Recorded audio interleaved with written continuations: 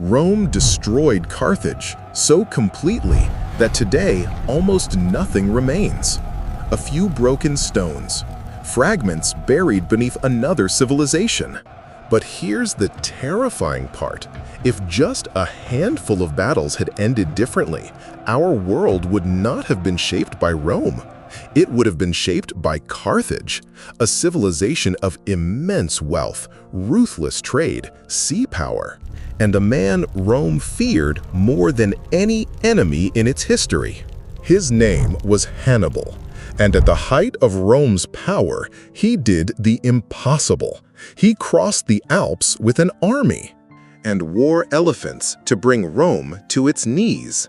Roman senators later admitted that merely hearing the name Carthage filled them with dread.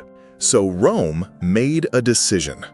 Not to defeat Carthage, not to conquer it, but to erase it from history itself, its people, its temples, its libraries, its memory. And the deeper historians dig into the ruins today, the more disturbing the question becomes. What if Rome was never the hero of this story? I'm Elias, and before we go back, I want to be honest with you about something. Almost everything we know about Carthage was written by its enemies. Rome destroyed the libraries. What survived is what Rome chose to preserve. So in this video, we're going to be careful about what we claim and honest about what remains uncertain. That feels like the least we owe them. The story begins not in Africa. It begins in Tyre. Tyre is a city on the Phoenician coast, what we call Lebanon today. In the 9th century BC, it is one of the great trading cities of the ancient world. Purple dye, glassware, cedar wood. The Phoenicians moved these things across the Mediterranean by ship, and they are very, very good at it. The king of Tyre in this period is a man named Pygmalion. His sister is named Alyssa. We know her better by her Libyan name, Dido. Dido is married to a wealthy priest named Acerbus, her uncle, which is unremarkable by the customs of the time. Acerbus controls enormous wealth.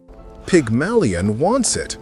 Around 825 BC, he has Acerbus murdered. Dido sees what is coming. She gathers a group of Tyrian nobles, loads ships with treasure. According to Justin, who preserved the oldest surviving account of this story, she even tricked Pygmalion's own agents into loading sandbags onto the ships while she hid the gold, and sails west. She picks up more refugees along the way.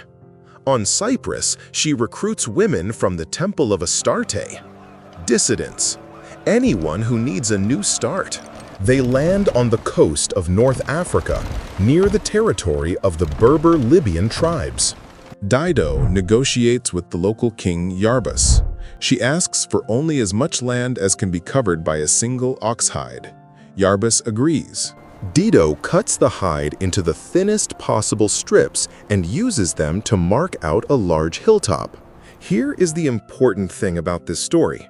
Preserved by the Greek historian Timaeus of Tauromenium, writing around 300 BC, contains no love affair, no Aeneas, no tragedy.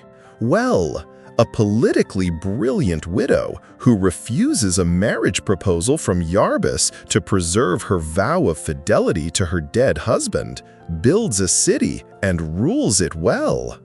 Dido and Aeneas, the doomed queen who burns herself on a pyre, is Virgil's invention, written 7 centuries after the events it describes.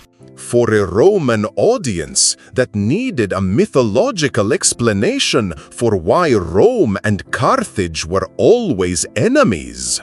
The older Dido is a founder and a stateswoman. That is the more interesting story.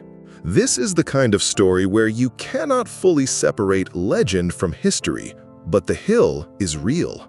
The Phoenicians called it Byrsa. On that hill, Dido builds a citadel.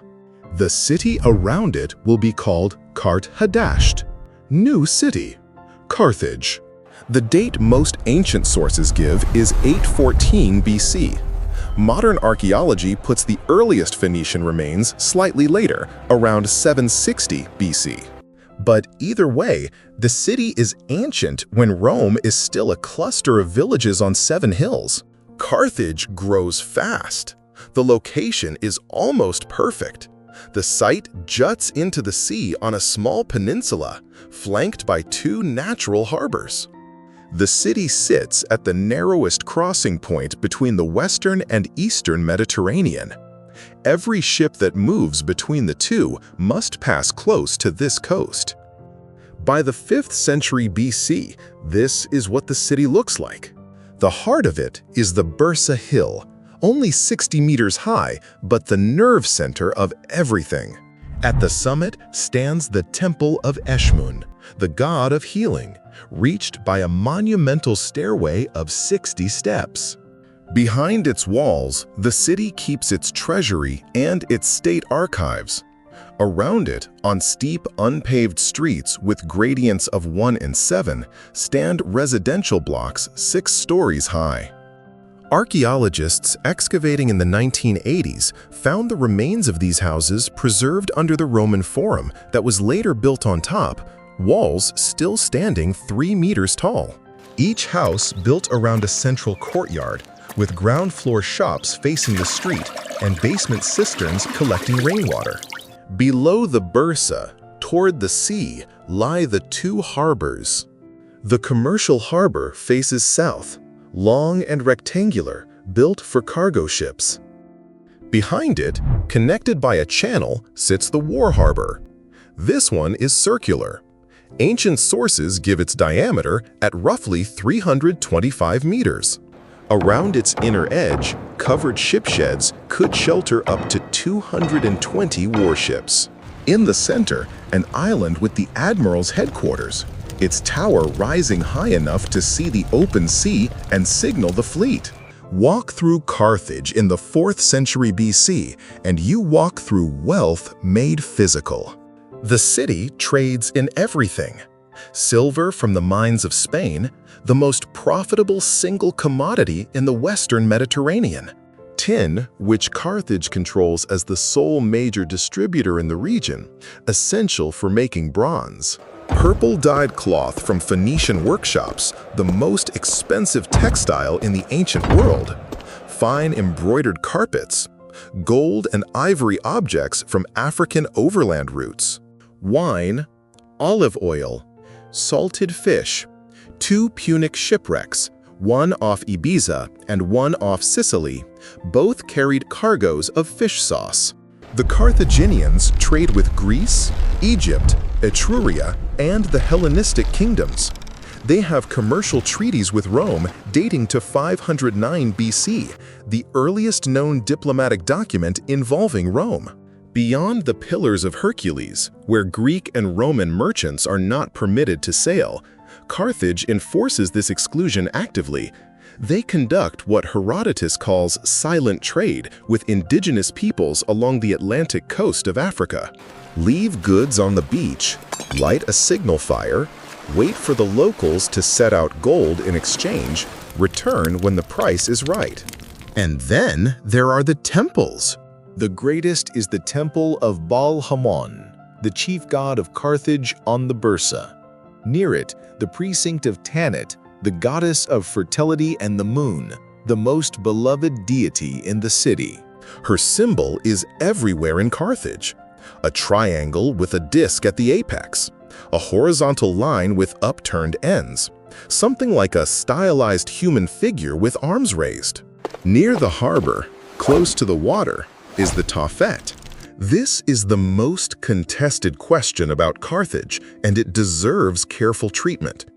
The Tophet of Salammbô was discovered in 1921 by 2 French archaeologists in the district of Tunis that bears that name.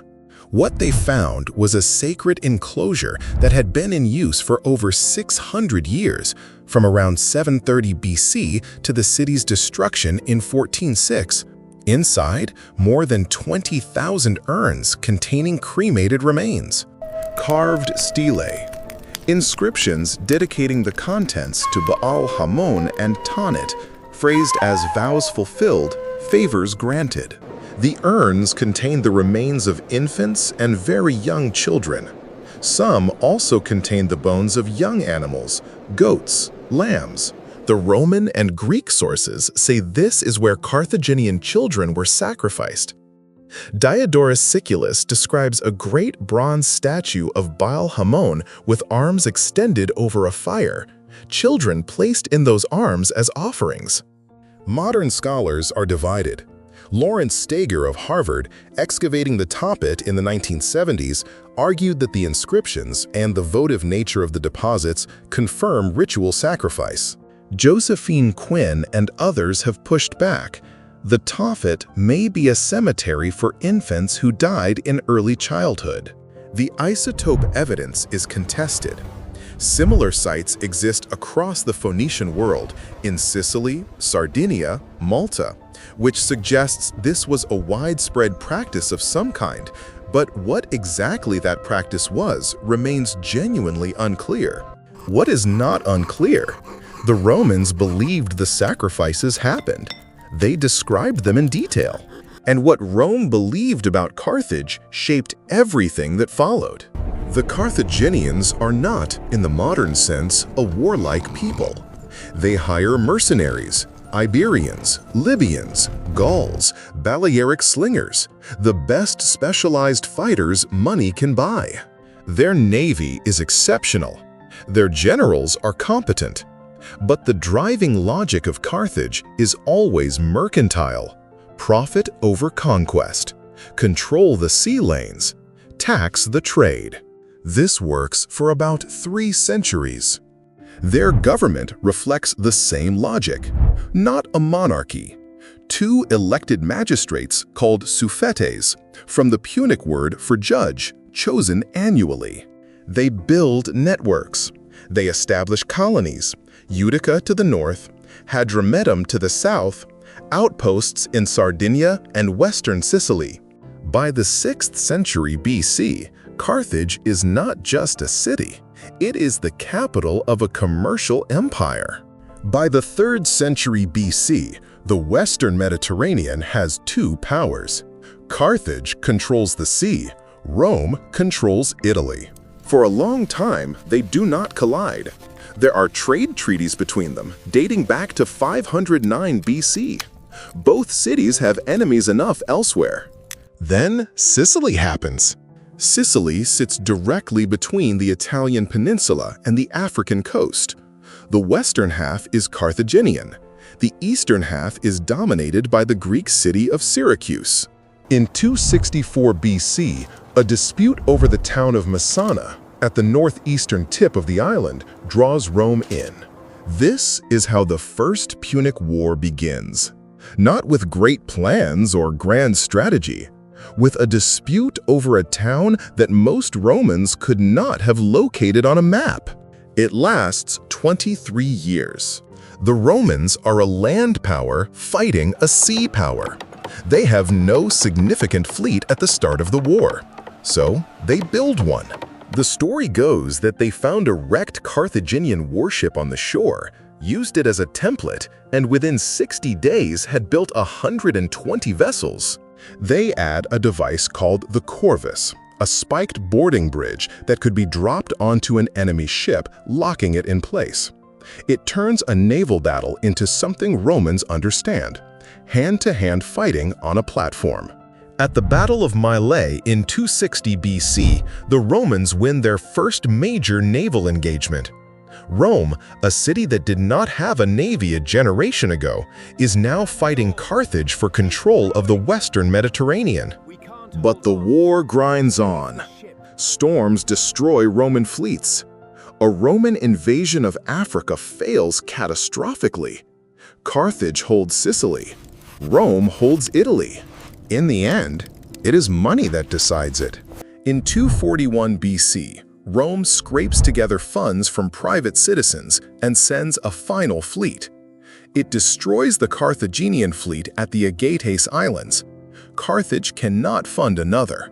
The peace terms strip Carthage of Sicily, its most valuable possession, and demand a massive indemnity. Carthage is not destroyed, but it is wounded. And then, immediately after the war, it faces something worse. The mercenary armies that fought for Carthage and Sicily return home, and they are not paid. The mercenary revolt, sometimes called the Truceless War, is one of the most savage conflicts in ancient history. The mercenaries, Libyans, Iberians, Gauls, besiege Carthage itself. Hannibal Barca, the Carthaginian general who had held Sicily, suppresses the revolt over 3 years of brutal fighting. His son watches it all. His son is 9 years old when the revolt begins. His name is Hannibal. Hannibal Barca is 9 years old. He will not stop thinking about Rome for the rest of his life. Hamilcar takes Hannibal to Spain. Carthage has extensive silver mines there. Mines so productive that after Rome eventually took them, a single complex at Carthago Nova employed 40,000 workers and produced 25,000 drachmas of silver per day. Before they leave, the story goes that Hannibal begs to come along. Hamilcar asks, "Do you truly want to come?" Hannibal says yes. Hamilcar takes his son's hand and places it on the altar. He makes Hannibal swear an oath of eternal enmity toward Rome. In Spain, Hamilcar builds a new Carthaginian empire. His son-in-law Hasdrubal extends it. Then, in 221 BC, Hannibal takes command. He is 25 years old. 2 years later, he besieges Saguntum, a city Rome considers under its protection. Rome demands Carthage hand him over. Carthage refuses. Rome declares war. The Second Punic War begins in 218 BC. Hannibal's plan is audacious to the point of madness. He does not wait for Rome to come to Africa. He marches from Spain through southern Gaul, across the Alps, into northern Italy, with war elephants in winter. He loses perhaps a third of his army in the Alps.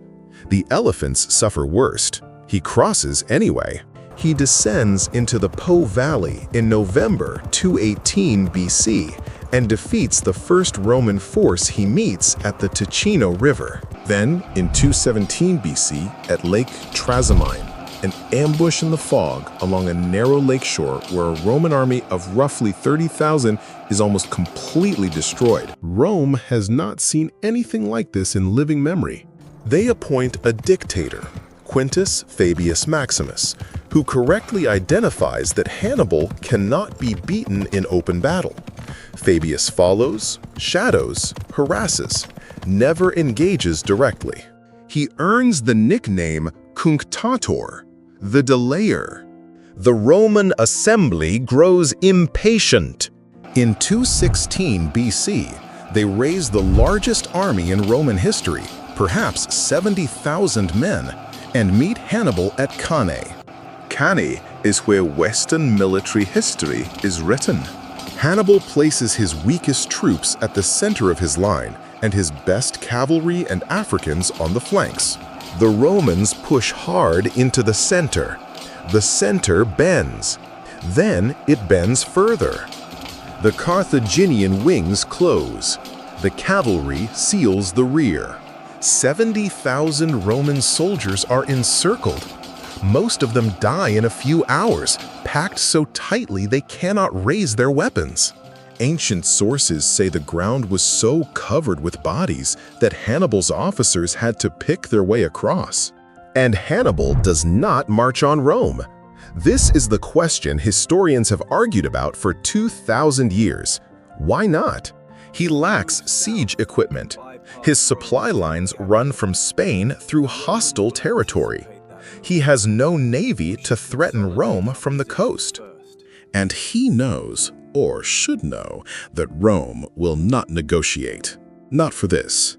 The Romans have a terrible, stubborn quality that Hannibal perhaps underestimates. They do not treat a catastrophic defeat as a reason to stop fighting. They treat it as a reason to fight harder. For 13 more years, Hannibal ranges through Italy, undefeated.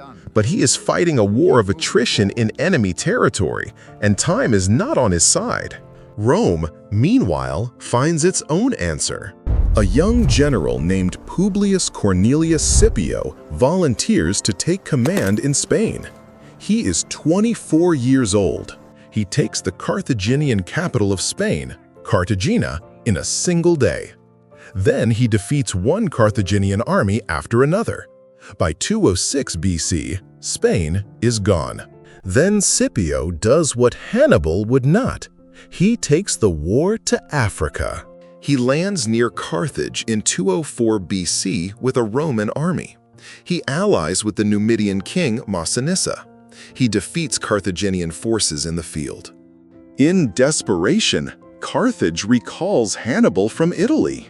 Hannibal comes home for the first time in 15 years.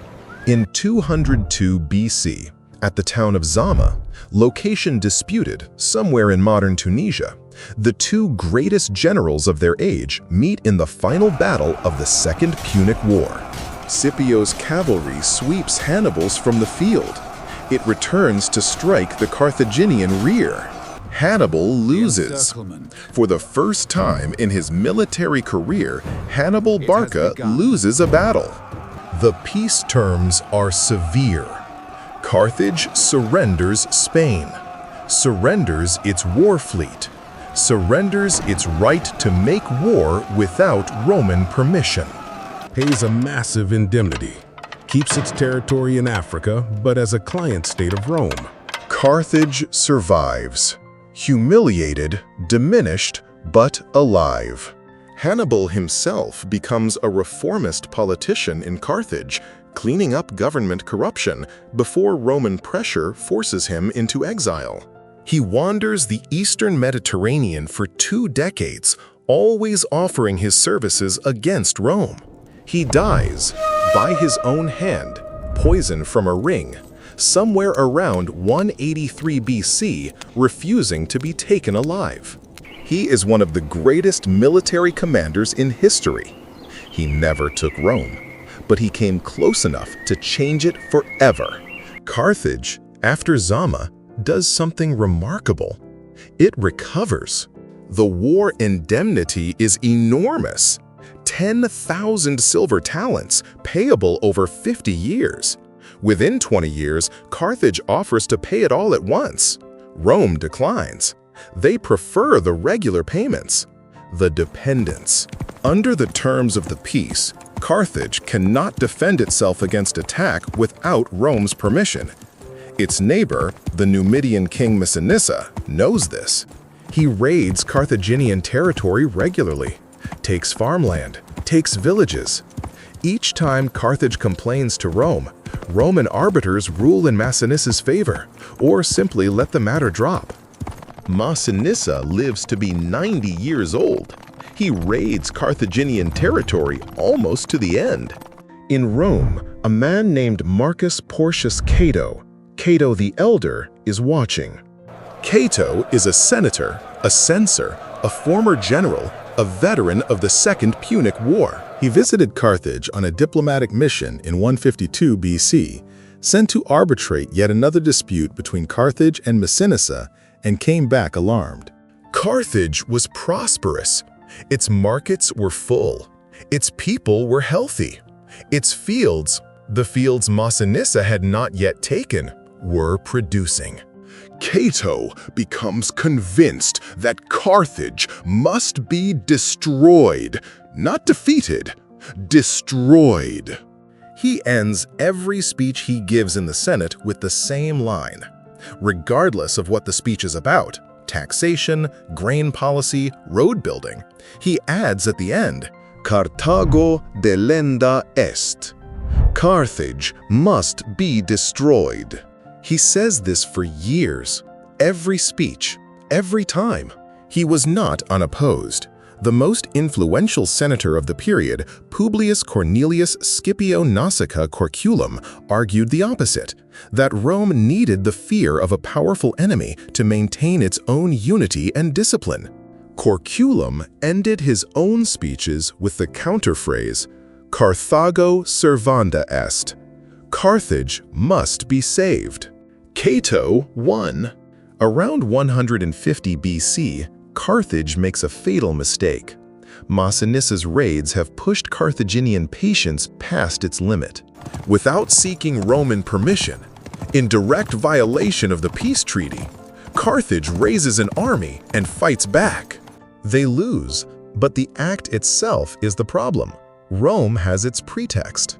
In 149 BC, the largest Roman army assembled since Cannae, Appian says 80,000 infantry, 4,000 cavalry, 50 warships crosses to Africa. The consuls Manius Manilius and Lucius Marcius Censorinus summon Carthaginian envoys. The demands come in sequence. Hand over 300 hostages. Done. Surrender all weapons and war machinery. The Carthaginians deliver 200,000 sets of armor, 2,000 catapults. Done. Then comes the final demand. Carthage must be abandoned. The city demolished. The population may relocate 10 miles inland away from the sea. Away from the sea. For a city of merchants and sailors, for a civilization built on maritime trade for 600 years, this is not exile. It is extinction. The Carthaginians refuse. A city with no weapons, no army, and no allies prepares to fight. The Senate votes to resist. The city converts to a war economy overnight. Temples become workshops. The port becomes a forge. Women cut off their long hair to braid into bowstrings for catapults. Ancient sources record the production figures: 100 shields per day, 300 swords, 500 spears, 1,000 bolts for the catapults, 60 catapults a day. They hold out for 3 years. The Romans lay siege in 149 BC and make almost no progress. The consul Manilius tries a frontal assault on the walls and is driven back with severe losses. Another attempt fails.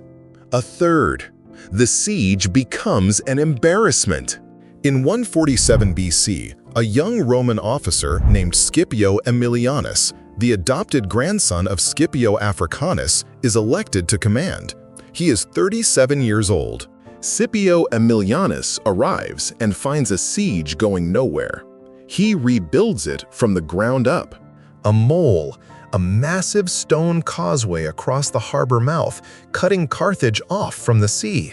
When the Carthaginians dig a new channel from the war harbor and launch a fleet through it, Scipio builds a second wall to block that too. He tightens the ring on land. He cuts off food. He waits. By spring of 1460 BC, the city is starving. Scipio's forces break through the outer wall. What follows takes 6 days. The Romans push into the city street by street, house by house. The Carthaginians fight from every building, from rooftops, from stairwells. Exactly the kind of terrain the Romans struggle with, and the defenders know intimately. The Romans tear down each building after taking it, so they cannot be attacked from behind. They advance across the rubble. For 6 days, they fight uphill toward the Bursa, the hill where Dido had built the first citadel 7 centuries before. 50,000 Carthaginians survive to surrender. They are sold into slavery. The final holdouts gather on the Bursa. The Carthaginian commander Hasdrubal, seeing no path forward, descends alone to Scipio and surrenders. He does this, ancient sources suggest, without warning his own people. His wife is watching from the burning citadel above. She denounces him by name. She kills their children. She throws herself into the flames. Her name has not survived. After the battle, the city is burned. The Senate debates what to do with the ruins. The walls are demolished. The harbors filled. The site is formally cursed. The story that the Romans salted the earth to prevent anything from growing here is a modern myth. No ancient source says this, but the intent is the same. Carthage is to vanish. Walk through Tunis today and go to the hill called Byra. There is a museum there, Roman, not Carthaginian, built after Julius Caesar refounded the city as a Roman colony a century after the destruction. The Romans did not stay away long. The location was too good. What we know about Carthage comes mostly from its enemies. The Carthaginians wrote. They had libraries, by some accounts, the largest libraries in the Western Mediterranean. After 146 BC, Rome distributed those books to the Numidian kings. They vanish from history. We have almost nothing written by a Carthaginian hand. So we know them through Polybius, who admired their constitution, through Livy, who recorded their wars, through Cato, who feared their resilience, through Virgil, who gave them Dido and Aeneas, the mythological enmity between Rome and Carthage, dressed in poetry, invented centuries after the fact. What kind of civilization was it? A mercantile republic, governed not by kings, but by 2 elected magistrates and a senate that Aristotle put on par with Sparta's. 600 years across the Western Mediterranean. A city that lost at Zama and came back economically stronger within a generation. A people who cut their hair for bowstrings and held out for 3 years with their bare hands. The child sacrifice question remains open. The 20,000 urns in the Tophet of Salammbô are real. The votive inscriptions to Baal Haman and Tanit are real. Whether those children were sacrificed or buried after natural deaths, the archaeology does not yet give a final answer. What is not contested, the Romans believed it, and the Romans wrote the history. History is written by whoever burns the libraries. Scipio Aemilianus, standing in the ruins of Carthage as it burned, this man who had ordered the destruction wept. Polybius was standing next to him. He recorded it in the first person. Scipio turned, took his hand, and said, "A glorious moment, Polybius, but I have a dread foreboding that someday the same doom will be pronounced on my own country." Then he quoted Homer. Not just any passage. The 6th book of the Iliad, Hector's farewell to Andromache at the Scaean gates. The scene where Hector tells his wife that Troy will fall. The day shall come when holy Ilium shall be destroyed, and Priam and the people of Priam. Where Hector had foreseen Troy's doom, Scipio now watched Carthage's and feared Rome's. He was right to fear it. Rome fell. Carthage, the name, the idea, the ghost of it, somehow survives. Traces of the Phoenician language persisted in the speech of rural North Africans into the early centuries AD. Hannibal's tactics are still taught at military academies. The circular war harbor, partially excavated, still sits in the Tunis suburb called Salammbô, named after a novel, which was named after the district, which was named after nothing anyone remembers. And Dido, the real Dido, the one Timaeus wrote 3 centuries before Virgil, the woman who cut the oxhide into strips and founded a city on a hill, lives on in a form her creators would not recognize. Opera, poetry, 1,000 retellings. The romantic version invented outlasted the factual one. Neither entirely disappears. Neither does Carthage. What stays with me about Carthage isn't the wars, it's the silence after them. 7 centuries of civilization, and we have almost nothing in their own words. No histories, no poetry, no letters. Just the urns in the top, the outline of a harbor, and what their enemies chose to say about them. I think about that a lot. The idea that a culture can be so thoroughly erased that we can't even properly mourn it because we don't fully know what we lost. We know Hannibal's tactics. We know the harbor dimensions. We know Cato's phrase. But we don't know what a Carthaginian mother sang to her child, or what their poets wrote about the sea they controlled for 600 years. Rome was afraid of them, that much is clear. Afraid enough to burn everything. There's a lesson in that, not about Carthage and Rome, but about who gets to tell the story and how much disappears when the wrong side wins. If this video made you think about that, I'd say it did its job. We'll see you in the past.